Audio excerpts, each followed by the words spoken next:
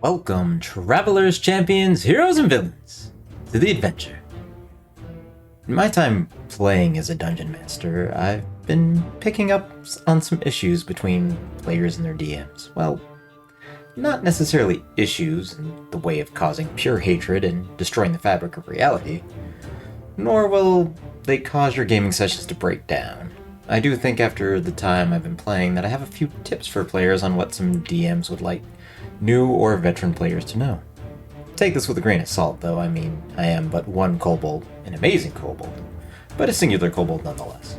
So, the first and most common suggestion a DM has for their players is for the players to know their character sheet. Know it, live it, love it. Now, I'm not suggesting you memorize the entire cleric spell list so that you know exactly how many d6 a level 3 upcasted guiding bolt is. It's 6, by the way. But you should know your bonus to hit, your spell damage, and your most commonly used weapons. At the very least, you should be able to find them on your character sheet without much trouble. Keep in mind, there's absolutely no shame in making notes or reference cards for yourself to use as needed. I use phone apps to great success myself. The reason your DM wants players to know their sheets is it helps with the flow of the game. If the DM is asking you for an attack roll, saving throw, or even perception checks, it really grinds the game down when you have multiple players going, oh, it's plus, it's, where's it under again? Even worse when you don't know what your spells do, and you cast Fireball into a large melee combat, and end up obliterating half your party, along with all the goblins. Yes, you did kill all the goblins, but you also torpedoed your friendship faster than a blue shell in Mario Kart. Speaking of combat and the flow of the game, though, a big suggestion in keeping the flow going, besides knowing your character, is knowing what you want your character to do.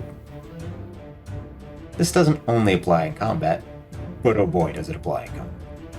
So the zombies are approaching you, Slag.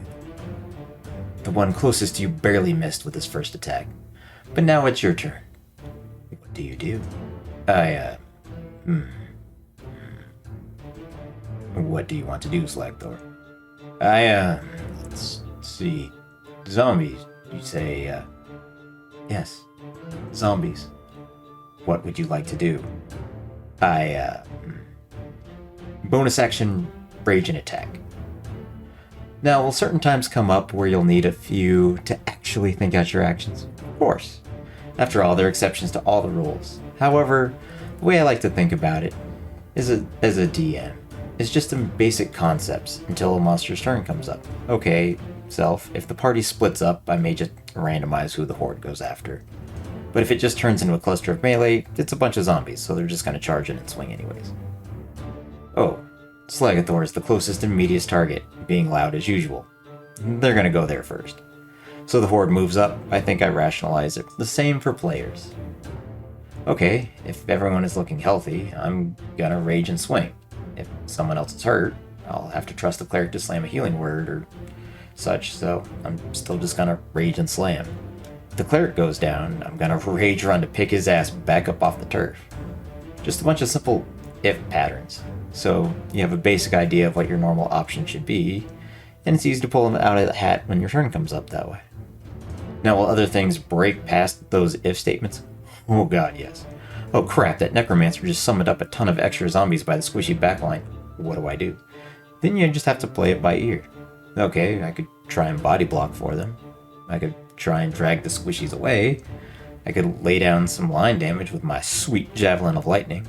I could just charge the necromancer anyway. Yes, that could take some time to think out the best possible answer. You know what though? You don't have to come up with the absolute best possible tactic. That's why I like to lean on my players a little bit when they take some time. Technically, a round of combat is supposed to be 6 seconds of absolute chaos for everyone involved.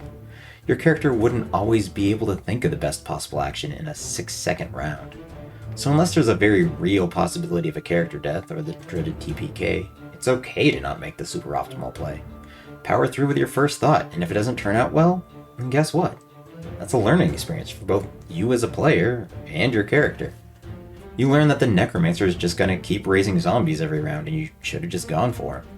Or that you needed to be away from the zombies anyways because the wizard had a cone of cold ready for him and you would have just eaten a ton of cold damage. Nobody gets to make the perfect play all the time. I'll let you all in on a little DM secret. If If you try to game the perfect move every time, the Necromancer is just going to suddenly know how to make cold-resistant zombies. Or it was an illusion and the Necromancer was actually a Dracolich, and you just charge headfirst into your doom. That is the next tip too. As long as your DM isn't too punishing, or as a player you don't do something horrendous like set an orphanage on fire, it's fine to make mistakes. This isn't Dark Souls. I would never expect my players to have successes on every one of their dice rolls. Sometimes you're gonna piss off the merchant, sometimes the bad guy's gonna get away. Sometimes you're gonna look like a fool in front of the princess when you try and charm her with your amazing dance moves.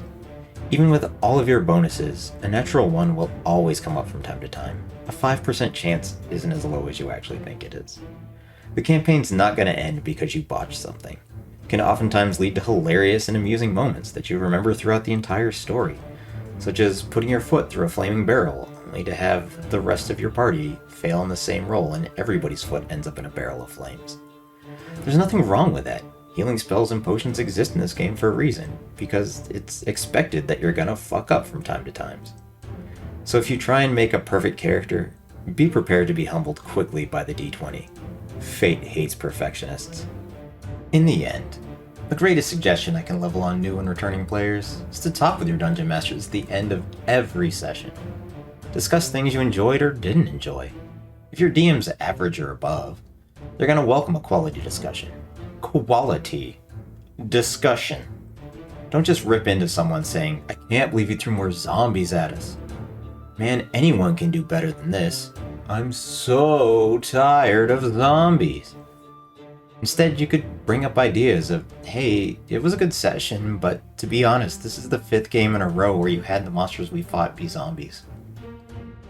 I don't know if that's supposed to play into some bigger theme, but I think we've all kind of figured out their fighting pattern at this point. It's just not as challenging as we'd like to fight. That's a more honest discussion. Perhaps the DM didn't even really think of it because the big bad you were fighting was a Necromancer, so zombies just kind of fit in. Perhaps it's the only monsters that they could find that were CR appropriate for the party, and the DM didn't really want to reflavor anything.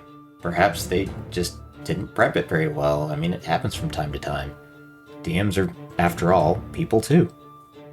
But that at least opens the dialogues along the lines of wanting more varied enemies, or at least more challenging encounters. Nothing wrong with that kind of discussion, because in the end, while the DM does create the world for the players, it's a story for everyone involved in the game to shape together. Everyone is here to have a good time, so everyone gets a say in it. Just remember that while you can disagree on topics, be respectful. At the end of session discussions, everyone should be excited for the next game. Players and the Dungeon Master. So take these suggestions to heart for your future or current campaigns out there. Or don't, I'm a kobold, not your mother. But I shall see you all again in the next adventure.